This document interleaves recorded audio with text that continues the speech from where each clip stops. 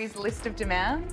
So we've got 3 things on this wish list, supposedly, that would precipitate a possible reunion with King Charles. The first thing would... Prince Harry leaving Clarence's house was supposed to be a picture-perfect moment. Some tabloids rushed to say he left smiling. Wrong. Others claimed he looked humbled. Wrong again. The truth? Prince Harry walked out of Clarence's house empty-handed, and that's the image nobody saw coming. Forget those sugary headlines about father-son reconciliation and warm cups of tea. The reality was written all over Harry's face, a clenched jaw, stormy eyes, and the kind of glare you see on someone who just lost an argument at customer service. The rain on the car window only made the picture darker, like the weather itself was mocking him.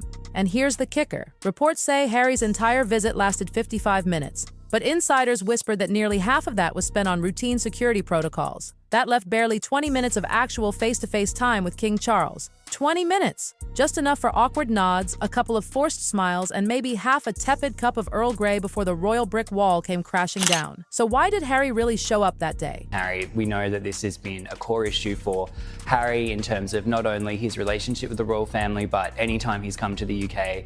Of course, he had that court battle that he lost with the Home Office over... Well, people close to the palace don't think it was just about catching up. Oh no, Harry likely came in with a to-do list. Rumor has it he wanted to talk about money, his titles, and those never-ending legal costs that keep draining his pockets. But if he came expecting a bailout, he walked away with nothing but polite platitudes. According to insiders, Charles gave the royal equivalent of thoughts and prayers. And it gets juicier, because guess who else was allegedly present? Camilla. Yes, the same Camilla Harry dragged through the mud in Spare, branding her manipulative and dangerous. Just picture it, Harry sitting across from his stepmother, who he once accused of scheming against him, while simultaneously trying to get financial concessions from her husband.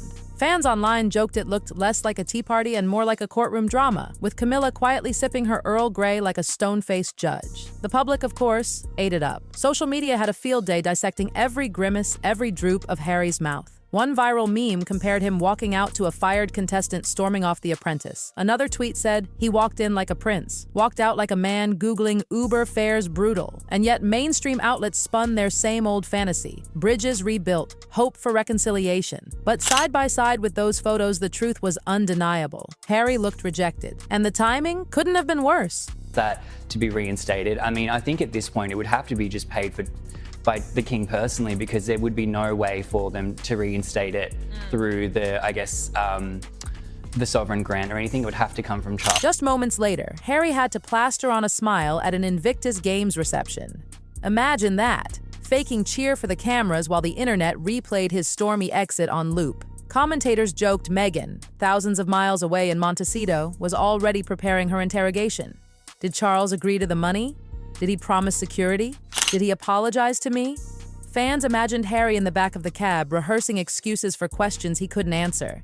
But here's the part the tabloids don't want you to see. The real fallout won't just show up in photos, it's going to show up in leaks. Glossy spreads in People magazine, tearful quotes about healing, and Netflix-friendly sound bites will all start trickling out, trying desperately to reframe what the world saw as a royal cold shoulder. The internet, meanwhile, wasn't buying it. While mainstream media wrote about peace, fans memed his face into oblivion. One photo of Harry slumped in a black SUV went viral with the caption, "Mood when dad says no and stepmom's still mad." Another TikTok set his exit clip to Donald Trump's "You're fired" voiceover from The Apprentice. Hashtags like hashtag Clarence House clapback and hashtag Harold the Hapless shot to the top of trending lists. And as if things couldn't get any worse, Harry's forced cheer at the Invictus Games only highlighted the contrast. Wants guarantees that his privacy will be protected. I don't know about that. I mean, kind of maybe implying that, you know, Charles would be doing the leaking. I think that if anyone is leaking to the media and betraying... 1 minute, he's storming out of Clarence's house like a scolded son. The next, he's grinning for the cameras. Fans noticed. Screenshots comparing Stormcloud Harry in the car to Smiling Harry at the reception spread across social feeds with comments like, "Photoshop? Couldn't fix that mood swing, even serious media critics weighed in." A Telegraph columnist mocked the whole thing. If this was reconciliation, it lasted less than a teabag steeping. Others drew comparisons to history. Princess Diana's frosty meetings with Charles, Sarah Ferguson's infamous cold receptions. It all painted the same picture. This wasn't about mending fences. It was about repeating history. And then there's Meghan. Fans online painted her pacing in Montecito, phone in hand, ready to grill Harry. Did you secure security? Did you ask about the apology? Did Camilla say anything? The cruel jokes piled on, but they exposed a deeper issue. Harry looked less like Meghan's equal partner and more like a husband delivering bad news to a waiting spouse. One parody tweet went viral. Meghan to Harry, you had one job. Meanwhile, Clarence's house stayed stone silent. No press releases, no official comments, just carefully selected photos of Charles carrying on with his day, smiling with the public, projecting calm authority. And that silence? It spoke volumes. While Harry twisted in the wind, Charles looked composed, even unbothered. Third thing, and I think this might be the hardest pill to swallow for the royal family, Harry wants full royal treatment for himself and Meghan. No. Curtsies, bows, HRA. No.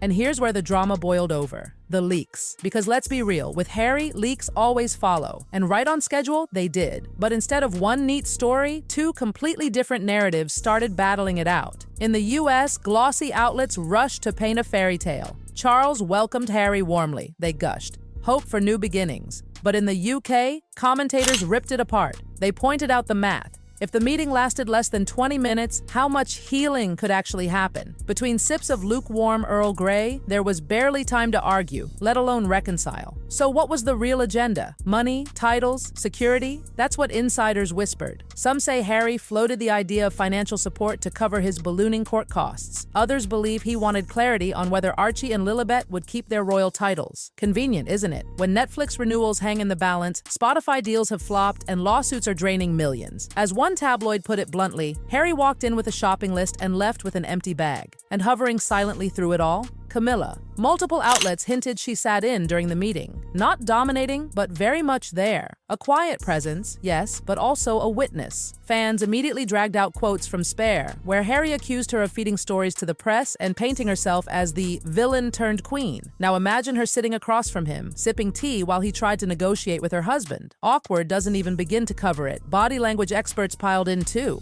Harry's clenched jaw, tight lips, and that thunderous stare? Not sadness, anger. A viral YouTube analyst went so far as to say, this wasn't reconciliation. This was a man being chastised, and the photos proved it. Charles looked calm, relaxed, and even cheerful at later events. Harry? He looked like a man who had just been told no in every possible way. But here's where things got truly savage. Critics tied this whole tea time humiliation to the Sussex PR playbook. We've seen it before. Give it a week and suddenly sympathetic leaks start flooding in. Charles painted as cold, Harry painted as heartbroken, and exclusive sources whispering about reconciliation. Exactly what they did after Oprah. The palace knows this trick now. And by staying silent, Charles left Harry cornered. Any leaks from Montecito would look staged. Any stories would look desperate. And that's the genius of it. This wasn't just about tea, it was about leverage. Harry may have walked in hoping for money, security, or at least symbolic support, but the optics screamed failure. Camilla's presence wasn't an accident, it was strategy, insurance. Whatever Harry later tried to spin, she was there as a witness. Clarence's house didn't need to clap back with words. They let the photos do the talking. Charles looking regal, calm, in control. Harry looking stormy, sulky, and alone. And the comparison didn't go unnoticed. Commentators recalled the Queen's never complain, never explain mantra. In the 1992 Annus Horribilis, she survived scandal by projecting stability. In 2020, when Harry and Meghan dropped the Megxit bomb, palace statements leaned into calm continuity. The Clarence house tea? Same playbook. Stay quiet, outlast the drama, and let Harry implode in real time. Hollywood, meanwhile, turned ruthless. PR strategists whispered to Variety and Deadline. Netflix must be fuming. The Sussex brand relies on selling access, on making audiences believe they still have insider royal insight. But if Harry can't even survive a 20-minute tea with his father, what content is left to sell? As one industry insider sneered, how many docuseries can you make out of rejection? Fans piled on, connecting the dots with memes. Harry compared to a Love Island contestant dumped in week 1. Harry is Kendall Roy from Succession, begging for validation and getting none. The internet crowned him with a new label, Helpless Prince. And once that stuck, it was game over. The financial backdrop made it even harsher. Reports revealed Harry's legal battles were already costing millions, while Meghan's lifestyle ventures hadn't delivered the hype. Palace refusal meant one thing. They'd have to keep monetizing their personal lives. Cue the online mockery. Memes calling it Netflix Season 3, denied by Dad. For Clarence's house, the entire drama was over in 20 minutes. For Harry, the fallout could last for years. Because in today's world, once your humiliation becomes a meme, it calcifies. It stops being gossip and starts being culture. And the days after proved it. Fans declared the Tea Summit the Venmo Summit, mocking Harry as if he showed up to beg for cash. TikToks flooded in. One spliced Harry's exit with Leonardo DiCaprio's scene in The Wolf of Wall Street where he begs for money, captioned, "Harry leaving Clarence house 2025. The memes weren't stopping, and neither was the narrative shift. Even sympathetic outlets couldn't keep the fairy tale alive. Vanity Fair admitted, it's hard to sell reconciliation when the meeting was shorter than a film trailer binge. The palace's silence made Harry's sulky exit stand out even more. No statements, no defenses, just Charles smiling serenely at his next engagement. Meanwhile, Harry looked like he'd lost every round, and that imbalance, it cut deep. The Sussex brand relies on the illusion of proximity to royalty. But if Charles won't even sit with Harry longer than one lukewarm tea, what storylines are left to pitch to Netflix and book publishers? Worse, critics tied it to something bigger, a generational shift. Sure, monarchy may seem old-fashioned, but accountability? That still matters. As one PR strategist told The Guardian, you can't monetize grievance forever. At some point, the well runs dry, and with this meeting, Harry was in danger of being permanently branded as Harold the Hapless, forever chasing validation he can't secure. Of course, the Sussex camp may still try to spin gold from ashes. Expect glossy magazine whispers about Charles's emotional openness. Expect carefully timed photos of Harry smiling at Invictus, maybe even another Netflix angle. But here's the problem. Audiences have already seen the real thing. They've seen the rain-streaked car window, the clenched jaw, the silent drive away. That wasn't reconciliation, that was rejection. And so, the question lingers like a ghost. If Harry can't win at Clarence house, where can he win?